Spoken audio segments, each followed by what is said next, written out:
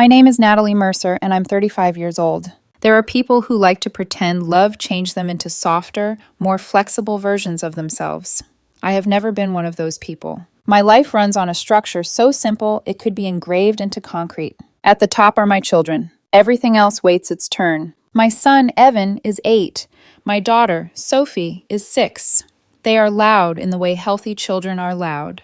They leave fingerprints on glass, socks under couches, and half-finished drawings on the kitchen island. They ask questions when I am tired, laugh when I am trying to focus, and have the uncanny ability to make any room feel lived in within 12 minutes of arriving. They are, without question, the center of my life. Under them sits my career. I work as a forensic accountant, which sounds more glamorous than it is. Mostly, it means people pay me to notice what other people hoped nobody would notice.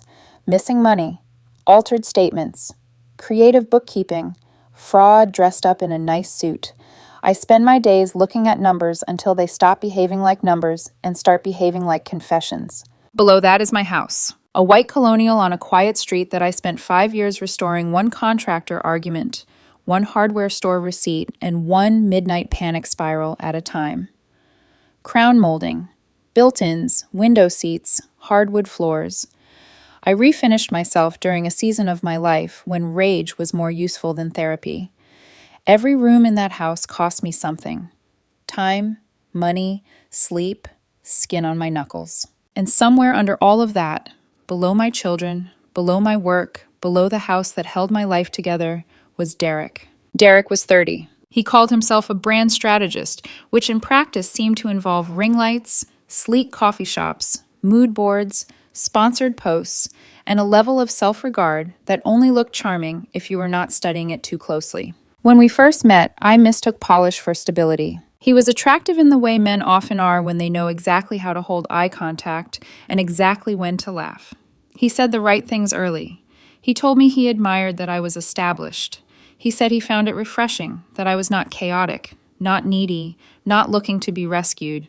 He seemed patient with the rhythms of my schedule and gracious about the fact that my children would always come first. Or at least he knew how to act like he was. We had been together 14 months. He had moved into my house 6 months ago. At the time, it had felt reasonable. Not romantic, not reckless. Reasonable. He was spending most nights there already. He said his apartment lease was ending. He said it made no sense to keep paying for 2 places when we were building something together. Building. That word makes me laugh now. Because I was building. He was decorating himself into the frame. At first, the tension announced itself in small, deniable ways. A little wince when Evan ran through the living room in socks and nearly knocked over one of Derek's ceramic objects that looked expensive and pointless. A soft complaint about the children's backpacks by the front door. A comment about visual clutter. A suggestion that maybe the playroom colors were too stimulating. A long sigh when Sophie left crayons on the breakfast nook table. Nothing direct enough to fight over. Nothing ugly enough to name immediately. Just one tiny objection after another, dressed in adult language. Balance, boundaries, energy, atmosphere, routine. I accommodated more than I should have. That is the embarrassing part. I hired the cleaning service to come twice a week instead of once. I started making the kids put their toys away before dinner, even on nights when they were tired and just wanted to be little. I lowered the TV volume. I tightened bedtime. I told myself this was what compromise looked like. 2 adults adjusting to a shared space. A woman trying to create a peaceful home while balancing motherhood and a relationship. I did not understand then that compromise only works when both people are giving something up. I was the only one shrinking. The moment everything finally revealed itself was almost insultingly ordinary. Tuesday night. I was in the kitchen assembling lasagna because Evan and Sophie were coming over the next afternoon for my custodial week. The sauce was simmering. The ricotta mixture was done. The oven was preheating, and the whole house smelled like garlic and basil and something steadier than romance, something closer to ritual. Derek was sitting at the island with a glass of red wine in one hand and his phone in the other. He had one ankle resting on the opposite knee, looking like a man auditioning for the role of relaxed. Then he set the phone down and let out a sigh so deliberate it sounded rehearsed. "Natalie," he said, "can we talk about tomorrow?" I kept layering noodles. "Sure, what about it?" He swirled the wine. "I was thinking maybe the kids don't need to be here the full week." My hand stopped. Not dramatically, just stopped. I looked up slowly. "Explain that." He took a sip first, which told me more than his words did. A man drinks before saying something ugly when he knows it is ugly. I have a lot going on this week, he said. A campaign shoot, a couple of brand calls, content deadlines. I need the living room. I need quiet. I need things to feel stable. They're in school most of the day. It's not just about school hours. I set the noodle down carefully. Then what is it about? He leaned back like he was the calm one in the room. It's the overall energy, Natalie. When they're here, the whole house changes. That sentence did something to me. Not anger, not yet. Something colder. I dried my hands on a towel and turned to face him fully. The whole house changes, I repeated. You know what I mean. I'd love to hear you say it clearly. He exhaled through his nose, annoyed now that I was making him own it. It gets loud, chaotic, messy.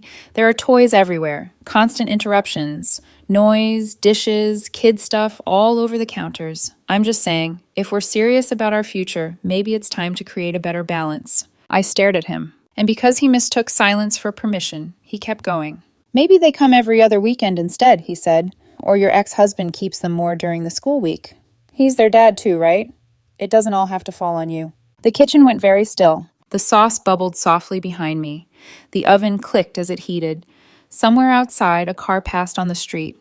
Every ordinary sound in the world kept going while something inside my chest went arctic. I have spent years studying fraud. The thing about fraud is that the decisive moment is rarely loud. Usually it is a single line item that doesn't belong. A tiny inconsistency that forces everything around it to reveal its true shape. That was what this was, a line item that exposed the whole ledger. You don't want my children here, I said. He rolled his eyes. That's not what I said. It's exactly what you said. You're twisting it. No, I'm refining it. He sat up straighter. I am trying to talk about boundaries like an adult. I nodded once. Good. Then let's be adults. For the first time, he looked uncertain. I think he expected tears, or bargaining, or one of those long late-night relationship conversations where the woman explains why she is hurt and the man explains why she is misunderstood, and somehow she ends up apologizing for her tone. What he got instead was clarity. I hear you, I said. His shoulders loosened immediately. He thought he had won. His mouth even softened into that smug, relieved half-smile I would later remember with unusual hatred. Thank you, he said. That's all I wanted, for you to really hear me. Because if we're building a life together, we're not. He blinked. What? We are not building a life together. He laughed then, a short, brittle sound. Okay, don't be dramatic. I'm not being dramatic, I'm being precise. I crossed to the small drawer beside the fridge, opened it, and took out the spare house key he had been using. His expression changed. Natalie, you asked me to reduce my children's presence in their own home so you could protect the lighting in the living room and preserve your peace. That is not what I said. That is exactly what you meant. He stood up so fast the bar stool scraped against the floor. You are overreacting. No, I said, I'm reacting correctly. He stared at the key in my hand. Then his face hardened. You're choosing them over me? It was such a stupid question that for one surreal second I almost laughed. I would choose their cereal bowls over you, I said.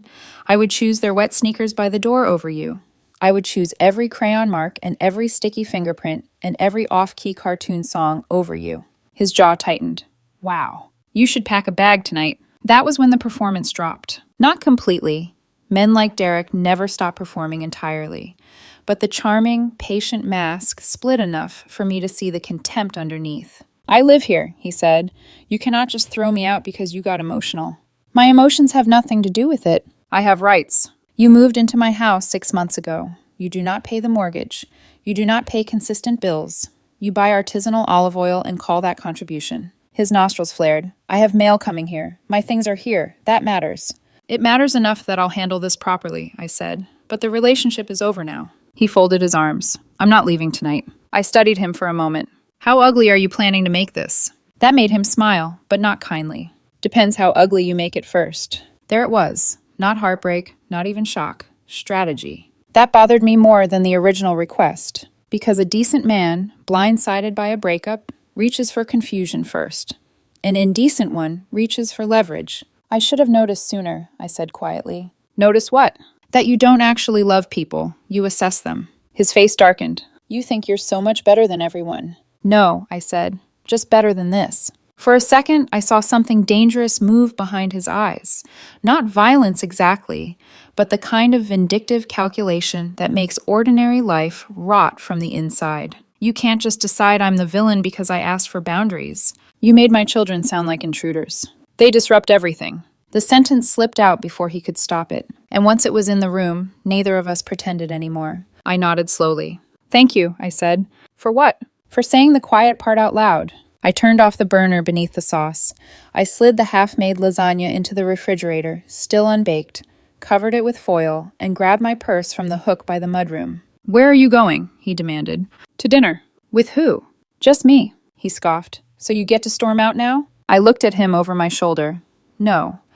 I get to leave my own kitchen before I say something that would make the next 30 days harder than they need to be. His expression flickered at that. He caught it. The next 30 days. He understood then that I was already thinking past the argument, past the feelings, past the relationship, into process, into paperwork, into removal. I drove to a diner 20 minutes away and sat in a vinyl booth under unforgiving lights.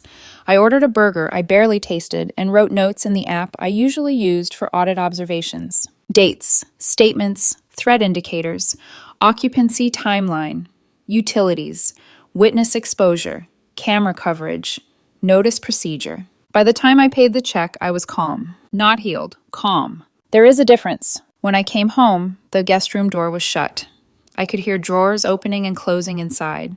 He had moved some of his things in there, probably in a show of wounded pride. Fine. I locked my bedroom door that night. I did not sleep much, but sometime around 2 a.m, lying in the dark in the house I had rebuilt with my own hands, I realized something almost comforting. The worst part had already happened. He had said the sentence. He had revealed the truth. And tomorrow, when my children walked through that front door, I was going to make sure they never felt even for a second that they were too much for the space that belonged to them. Derek thought he had asked for peace. What he had actually done was declare war on the wrong mother. The next morning began with the kind of false calm that usually comes right before property damage or lawyers. I came downstairs at 6:15, already dressed for work, hair pulled back, coffee not yet in my system, but the plan fully intact in my head.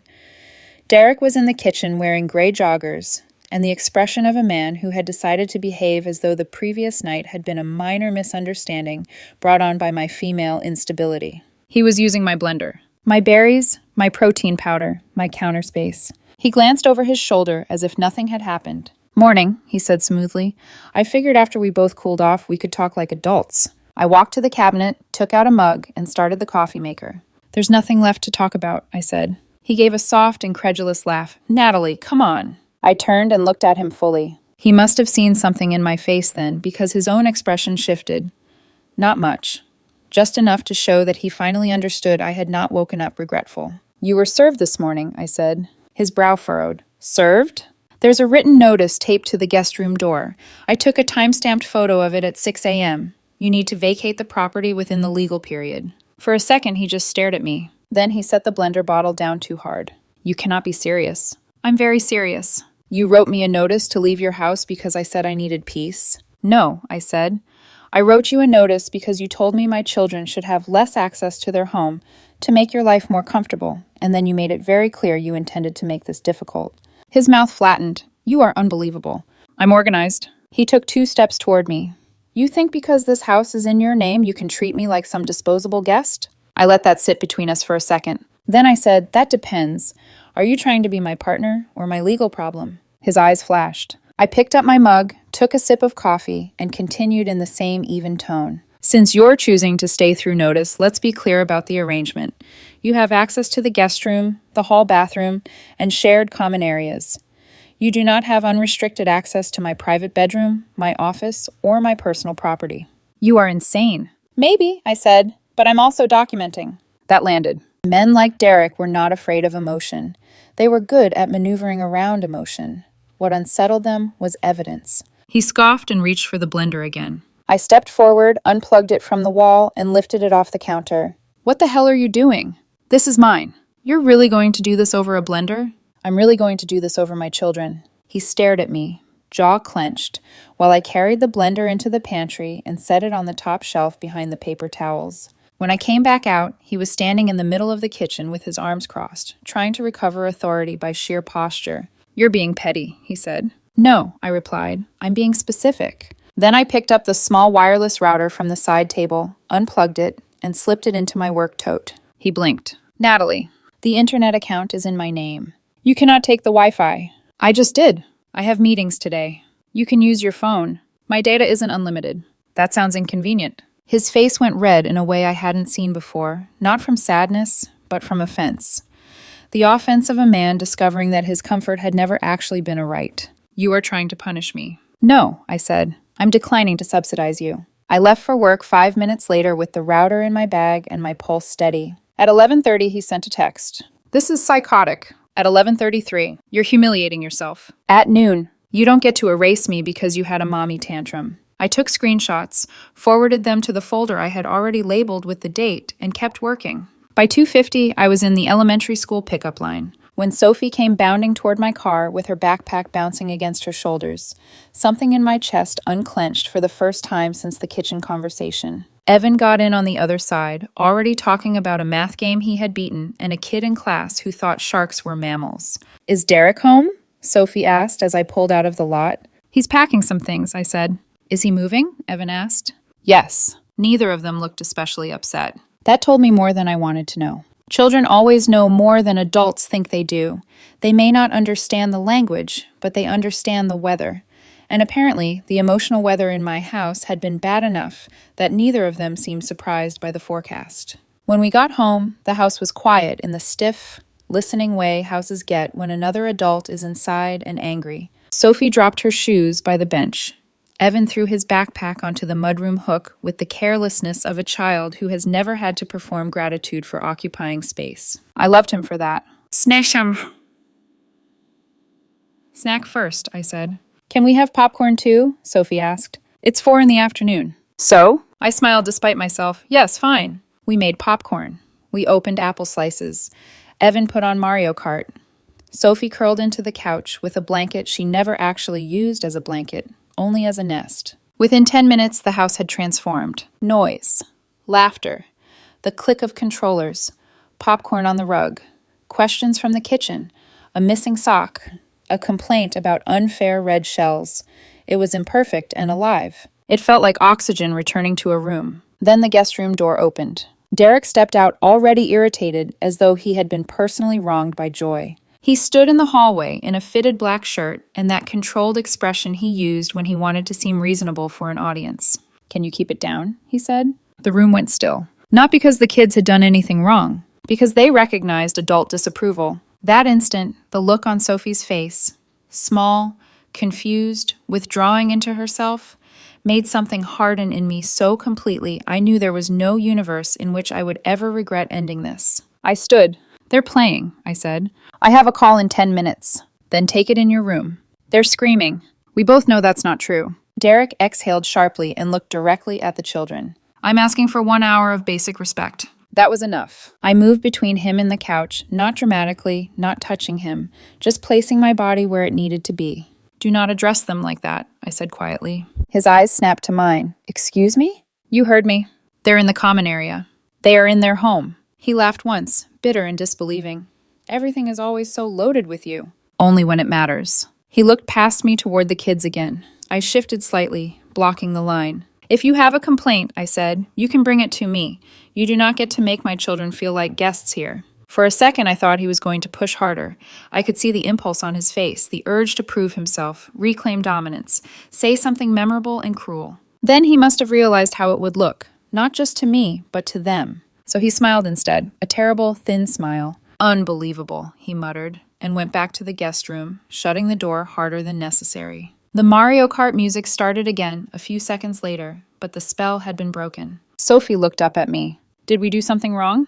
There are questions children ask that make you want to burn the world down in a controlled, legally defensible manner. I crossed the room, crouched in front of her, and brushed a strand of hair off her cheek. No, baby, I said, not even a little. Then why is he mad? Because some adults resent anything that reminds them they are not the center of the universe, I thought. Because he thought this house should feel curated instead of lived in. Because he wanted the beautiful version of my life without the human part. What I said was, he is having a problem that belongs to him. Evan looked at me with that sharp, too-old expression children of divorce sometimes develop early. Is he leaving because of us? I held his gaze. He is leaving because he said something he should never have said, and because I made a decision. This is not your fault. He nodded once, taking that in like a contract term. All right, he said, and turned back to the screen. Kids can accept truth faster than adults when truth is given to them plainly. That night, after pizza and baths and the usual 2 rounds of asking for water after lights out, I finally got both of them settled. At 10:07, there was a knock at my locked bedroom door. Not gentle, sharp, repeated. Natalie. I kept reading the email on my laptop for another 3 seconds before answering. Yes? My charger is in your room. Silence, then louder. Natalie, open the door. I closed my laptop slowly. No, you are being ridiculous. You'll survive until morning. I need it tonight. You should have thought about that before you became adversarial. He hit the door once with the flat of his hand. Not enough to frighten me, enough to announce himself. I stood and walked to the door, not opening it, just standing on the other side. You need to understand something very clearly, I said. His breathing was audible through the wood. This door stays closed. My room stays private. You do not pound on it again unless someone is bleeding or the house is on fire. You love acting like you're in charge. I am in charge. That quieted him. Maybe it was the certainty in my voice. Maybe it was the fact that he had counted on me to wobble and I had not. He muttered something I didn't catch and finally walked away. The next day, he moved on to utilities. When I came home from work, the house felt like Florida in August. The thermostat was set to 84. 2 windows were cracked open upstairs. It was so obvious it would have been funny if it had been anyone else. Sophie was at the dining table coloring. Evan was building some doomed structure out of magnetic tiles. I closed the windows first. Then I walked to the thermostat, removed the front panel, and took the batteries out. Derek appeared in the hallway wearing an expression of innocent curiosity, so fake it almost had edges. Something wrong? He asked. Maintenance issue. You always have an answer. I prefer solutions. He smiled. The house was just a little cold. It's March. He spread his hands. Guess I'm more sensitive than you. I held up the batteries. Guess you'll need a sweater. He looked at the children, maybe hoping for allies, sympathy, an audience. Evan didn't even look up. Sophie colored a purple roof onto a pink house. There was nothing for Derek there. No control, no leverage, no mirrored importance. Only the quiet humiliation of a man discovering that the household was reorganizing itself around his absence before he had even left. Friday evening brought the first outside call. I was folding laundry on the couch while the kids watched a movie when my phone lit up with an unfamiliar number. I answered because I thought it might be work. A woman's voice hit me before I could say hello. I don't know what kind of game you're playing with my son. I leaned back into the couch. Of course. Good evening, I said. Who is this? This is Patricia, Derek's mother. There was a kind of frosted outrage in her tone I recognized immediately, the voice of a woman who had spent years treating her son's selfishness as sophistication. I see, I said. He told me you've been locking him out of rooms, taking away necessities, creating a hostile environment. I glanced at the kids. Evan was pretending not to listen. Sophie was no longer pretending. So I stood, walked into the kitchen, and put the phone on speaker on the counter. Patricia, I said calmly, your son is currently living in my guest room at no cost while he finishes his notice period. He has access to a bathroom, running water, electricity, and the ability to leave whenever he chooses. What he does not have is unrestricted access to my bedroom, my belongings, or my patience. Her inhale sharpened. That is cruel. No, I said. Cruel would have been telling my children they were no longer welcome in their own house to make a grown man more comfortable. Silence, just for a second. Then, Derek said that conversation was taken out of context. Men like Derek love context after the fact. He gave a year of his life to you. I actually laughed then, once, softly. Patricia, your son contributed decorative opinions and selective grocery purchases. Let's not rewrite history into sacrifice. You sound bitter. I sound accurate. That shut her up for half a beat. Then she tried again. He says you're trying to make him unstable. Your son was already unstable enough to believe a mother would choose him over her children. I heard the offended shift in her breathing. That is not what happened. It is exactly what happened. She lowered her voice into something meant to sound dignified. We expect you to treat him with respect. I leaned one hand on the counter. Respect is not the same thing as access. He's receiving exactly the amount of respect his behavior can sustain. Then I ended the call. When I walked back into the living room, Sophie looked at me wide-eyed. Was that his mom? Yes. Is she mad? Yes. Why? Because some families raise men and then blame women for noticing them clearly, I thought. What I said was, because she loves him. Sometimes loving someone doesn't make them right. Sophie accepted that. Children are often more emotionally intelligent than the adults who inconvenience them. Saturday morning, I found salt poured into the sugar jar. Saturday afternoon, one of my work flats had been shoved behind the dryer. Saturday night, my favorite hand cream was gone from the bathroom cabinet and reappeared later under the guest bed. Tiny things. Petty things. Not damaging enough to explode over, just enough to invite reaction. He wanted me frazzled. He wanted me messy. He wanted proof that I was unstable, vindictive, irrational. Instead, I bought a small spiral notebook and wrote down every incident by date and time. Interference with household items. Minor tampering. Escalation pattern suggests attention-seeking and provocation.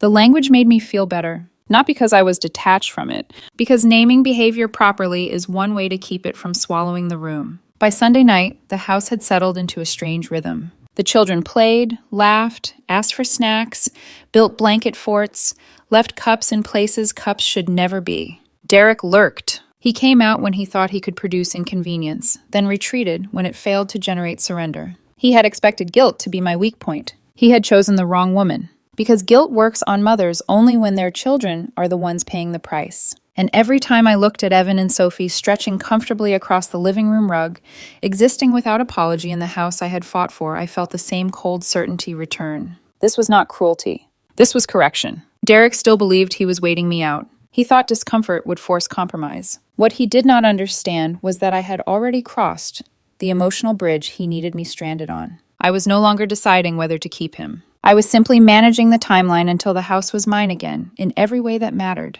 And somewhere beneath the tension, beneath the paperwork, beneath the daily theater of his wounded ego, a quieter truth had started to form. My children were relaxing again. They laughed, without checking who might be annoyed. They moved through rooms without shrinking. They stopped asking whether they were being too loud. That alone was enough to make every ugly minute worth it. By the end of that first week, Derek was no longer my boyfriend. He was an administrative problem with expensive skincare and a martyr complex, and I had already started solving for him.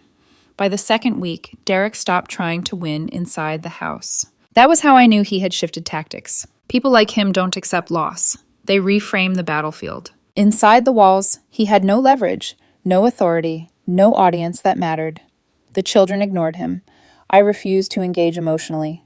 Every attempt to provoke a reaction dissolved into documentation and silence. So he moved the fight somewhere else. Monday morning, I saw it. It started small. A notification on my business page. 1-star review. Unprofessional. Would never trust her with financial records. I stared at it for a second, then opened the account. No profile picture, no history. Username, financialtruth_89. I took a screenshot. 5 minutes later, another one. Dishonest, overcharges, avoid at all costs. Another account, same pattern. By 10:30, there were 7. By 11, there were 12. Different usernames. Same language structure. Same vague accusations. Same emotional tone. I leaned back in my chair and closed my eyes for a second. This wasn't random. This was coordinated. And it was sloppy, which meant it was personal. I pulled up the timestamps, all posted within a 20-minute window, cross-referenced with my home security logs. Guest room door opening and closing repeatedly during that same window. I almost smiled. Forensic accounting teaches you one useful thing above all others.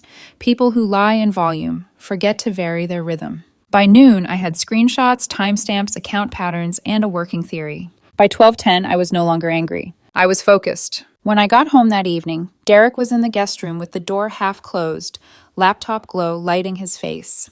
He looked up when I walked past, then quickly back down like someone pretending to be busy. I set my bag down in the kitchen, took out my phone, and knocked once on his door. "What?" he snapped. "Open it. I'm working. Then you'll appreciate efficiency." There was a pause, then the door opened. He looked tired. Not physically. Cosmetically, he was still intact, but there was something frayed underneath. The kind of tension that comes from not being in control of the narrative. "What do you want?" he said. I held up my phone. "You've been busy." His expression didn't change fast enough. "What are you talking about?" I stepped inside just far enough to close the door behind me. "You know exactly what I'm talking about." "I don't." 12 fake reviews posted within 20 minutes from accounts with no history, all targeting my business, all using nearly identical phrasing. He crossed his arms. "That sounds like a you problem." "It is," I said, "and I'm solving it." He scoffed. "You think I have time to sit around writing reviews about you?" I tilted my head slightly. No, I said.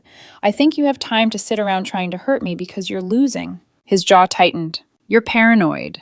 I'm precise. I reached into my bag and pulled out a printed sheet of paper. I drafted this afternoon, I said, holding it out. He didn't take it. What is it? A cease and desist. His laugh came too quickly. You're joking. No, you can't send me legal threats over reviews. I can when those reviews contain false statements presented as fact that directly damage my professional reputation.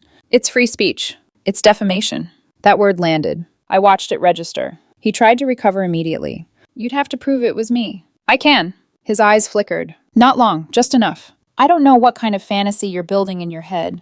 You posted them during a 20-minute window while you were the only person in this house using a device. The language patterns match your previous messages. The timing aligns with your access logs. And if I subpoena the platform, I can tie the accounts to an IP address that leads directly here. Silence. I let it sit. Then I stepped closer and placed the paper on his desk. You have 1 hour, I said. For what? For those reviews to disappear. And if they don't? I met his eyes. Then I escalate. His lips parted slightly. Escalate how? I file. For what?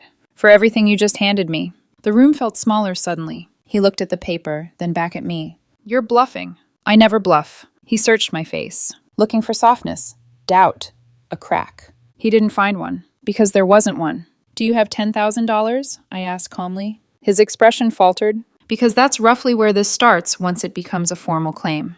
That's insane. No, I said, it's expensive. He ran a hand through his hair. You would really do that to me? You already did it to yourself. I stepped back toward the door. 1 hour. Then I left him standing there with the paper and the weight of his own decisions. I didn't check the reviews immediately. I made dinner. Chicken, rice, something simple. Evan talked about a science project involving magnets. Sophie asked if we could paint rocks this weekend. The normal rhythm of life continued around me like a shield. At exactly 52 minutes, my phone buzzed. One by one, the reviews disappeared. No apology. No admission. Just deletion, which was all I needed. Because silence, when it replaces noise that was meant to harm, is a kind of confession. I added the screenshots to my folder anyway. Documentation doesn't care about regret. 2 days later, he escalated again. This time he tried something louder. I was in the backyard with the kids on Wednesday afternoon. It wasn't my official custody day, but I had picked them up for ice cream because I could, because I wanted to, because no one was going to tell me how often I was allowed to see my own children. We were playing tag. Sophie was laughing so hard she tripped over her own feet. Evan was arguing about whether a redo counted. The gate creaked. A police cruiser rolled slowly into the driveway. Everything in my body went still. I turned to the kids. Inside, I said calmly, turn on the TV. They didn't argue. That was the part that hurt. They didn't argue because they had already learned when something serious was happening. I watched them go in, then walk toward the driveway. 2 officers stepped out. Ma'am, one of them said.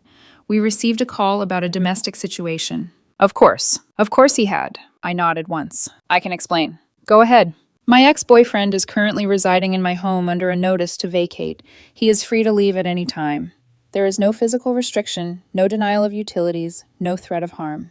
As if summoned, Derek appeared at the front door. And then he did something almost impressive. He transformed. His shoulders dropped. His face softened. His eyes filled just enough to suggest distress without losing control. He locks me out of rooms, he said, voice strained. He takes things I need. He's making it impossible to live here. I almost admired the commitment. Almost. The officer looked at him, then back at me. Sir, do you have access to the property? Yes, but... Are you physically prevented from leaving? No, but... Do you have running water? Electricity? Yes, but... Then this is a civil matter. Derek blinked. That's it? He said. You're just going to leave me here? The officer's expression didn't change. If you believe your housing rights are being violated, you can pursue that through the appropriate legal channels. But he's... Is there any physical violence? No. Any threats of violence? He hesitated, because a lie there would have required proof. No. Then there's nothing for us to act on. The second officer gave me a brief, assessing look. I held it steadily. Calm. Controlled. Documented. The officers nodded and turned back toward their car. Just like that, the performance collapsed. Derek stood in the driveway, the emotional scaffolding falling off him piece by piece. You manipulated that, he snapped as soon as they were out of earshot. I answered questions. You made me look crazy. You did that. His hands shook slightly. Not fear. Rage. You think you're so untouchable. No, I said. I just don't lie when the truth is enough. He stared at me for a long moment. Then he turned and went back inside without another word. That was the day something shifted. Up until then, he still believed he could flip the outcome. After that, he understood. He wasn't negotiating anymore. He was counting down. Friday evening, he made one last attempt to reclaim control. I walked into the house and stopped. 3 unfamiliar women were in my living room, wine glasses in hand, shoes kicked off, music playing softly from my speaker. Derek was sitting on the couch like a host. "Oh," he said when he saw me, "you're home?" I set my keys down slowly. "Who are they?" "My friends. They need to leave." One of the women laughed. "Relax, we're just hanging out." I looked at Derek. "You brought strangers into my house." "They're not strangers to me." "They are to me." He leaned back. "I live here too." "No," I said, "you don't." He smirked. "You can't control everything, Natalie." I nodded once. Then I turned and walked to the basement door. "What are you doing?" he called after me. "You'll see." I flipped the breaker. The living room went dark. Music cut out. One of the women yelped. "What the hell?" I came back upstairs, set a small portable speaker on the hallway table, and pressed play. Bagpipes. Loud, unapologetic, echoing through the house like a war announcement. Derek stared at me. "You're insane." "Possibly." The women were already gathering their things. "This is weird," one of them muttered. Another shot Derek an annoyed look. "You didn't say it was like this." Within 3 minutes, they were gone. The front door slammed. The bagpipes continued. Derek stood in the hallway, breathing hard. "You are ruining my life." I met his eyes. "You tried to erase mine." He shook his head, laughing without humor. "You think this is over?" I turned the volume up 1 notch. "No," I said, "I think this is almost finished." And for the first time since this started, I saw it. Not arrogance, not entitlement, something closer to fear. Because the truth had finally settled in. He wasn't going to win. And more importantly, I wasn't going to bend. By the 3rd week, the house had already decided he was gone. His things were still in the guest room. His shoes still lined the edge of the closet. His cologne still lingered faintly in the hallway like a memory that refused to accept it had expired. But the energy had shifted. You can feel it when a space stops recognizing someone. Derek moved through the house like a visitor who had overstayed and couldn't quite figure out why the air no longer welcomed him. He spoke less. He avoided eye contact. He stopped trying to provoke me directly, which was how I knew he had run out of strategies that worked. That didn't mean he was done. It just meant whatever he tried next would be quieter. More desperate. I found it Friday afternoon. A notification on my phone. Marketplace. I almost ignored it. Then I saw the photo. My coffee table. The one in my living room. Mid-century. Walnut finish. Slight scratch on the left corner from when Evan dropped a toy truck 2 years ago and cried harder than I did. Listed for $400. Pickup only. I stared at the listing for a long second. Then I smiled. Not because it was funny, because it was predictable. I opened a burner account. Typed a message. "Hi, is this still available? Can pick up today." The reply came within minutes. "Yes, 6 p.m. works." Of course it did. I drove home early. At 5:54, I opened the front door quietly. The house was silent. Then I heard it. The soft scrape of wood against hardwood. I stepped into the living room. Derek was dragging the coffee table toward the door. He froze when he saw me. For a second, neither of us spoke. Then I closed the door behind me. "Going somewhere?" I asked. His grip tightened on the edge of the table. "I was just cleaning." He swallowed. "Yes." "At 6 p.m.? He opened his mouth. Closed it. I took out my phone and held it up. "John will be here in about 2 minutes," I said. Or should I say, me. His face drained of color. "You?" "Yes." Silence. Heavy. Final. "That's mine," he said weakly. "No," I replied, "it isn't. I helped pick it out." "You suggested a finish." "I live here." "You are leaving." His shoulders dropped. Not dramatically, just gave up a little. "I need money," he said. There it was. Not anger. Not pride. Truth. "I don't have anything," he continued, voice lower now. "I can't afford a deposit. I can't afford a mover. I can't even—" He stopped. Because for the first time since this began, he realized something I had known from the beginning. This wasn't a negotiation. It was a consequence. "You have a job," I said. "It's not enough." "You have a brand." "That's not real money." "No," I agreed, "it isn't." He let go of the table. The legs hit the floor with a soft thud. For a moment, he just stood there, deflated, smaller. Not because I had done something to him. Because reality had finally caught up with the version of himself he had been performing. "I can't stay here," he said. "No," I replied, "you can't." He looked at me. Really looked this time. Not as a partner. Not as an obstacle. As someone who was not going to move. "What do you want?" he asked. I folded my arms. "I want you gone." "I don't have the money." "I'll make you an offer." His eyes sharpened slightly. "Hope. Careful. Measured. You leave by Sunday, I said. Completely. No delays, no excuses. You sign a statement confirming you have no claim to this property and no outstanding disputes. And I don't file. He blinked. For what? For everything you've already done. The reviews, the interference, the attempted sale, the pattern. He knew. You'd just drop it? If you leave cleanly. He hesitated. I need help, he said finally, with a truck. I'll pay the rental company directly. Cash would be easier? No. His jaw tightened again, then loosened. Fine. Sunday, I said, morning. He nodded once. It wasn't agreement. It was surrender.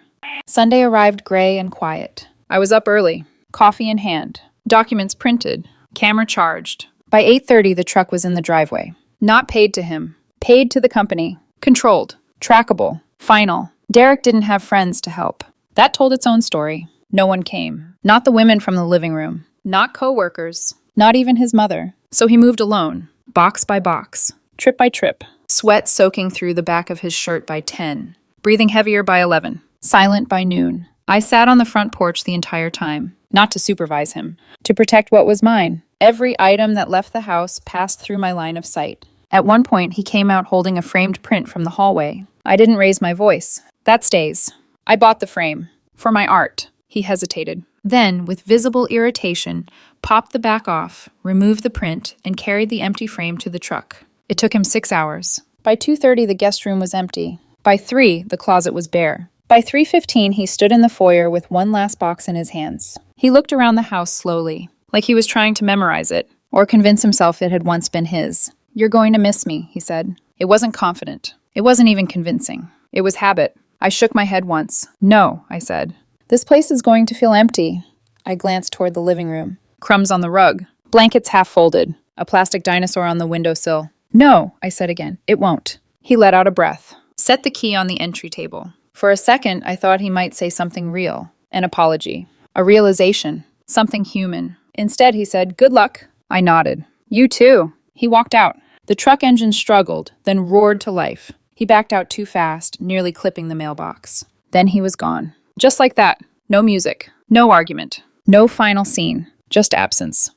I stood in the doorway for a full minute after the truck disappeared. Then I closed the door, locked it, and immediately replaced the locks. Not because I was afraid, because I was done leaving anything open. The house felt different. Not quiet. Clear. Like a room after a storm passes and you open all the windows at once. I walked through each space slowly. Kitchen. Living room. Hallway. Guest room. Empty. Clean. Mine. Almost. Because people like Derek never leave without one last attempt to stain something. I found it in the guest bathroom. Red nail polish. Poured into the sink. Dried along the porcelain. Caked around the drain. Petty. Pointless. Predictable. I took a photo. Then another. Documentation doesn't end just because the person leaves. I sent one message. You violated the move-out agreement. I'll be filing. His reply came almost instantly. You said you wouldn't. I typed back. I said I wouldn't if you left without damage. Then I blocked his number. Some lessons don't need repetition. Wednesday, the kids came over. The door opened. Sophie stepped in first, looking around. Is he gone? Yes. She smiled. Not big. Not dramatic. Just relief. Evan walked in behind her, already scanning the room. Can we build a fort? I leaned against the wall. You can use every cushion in the house.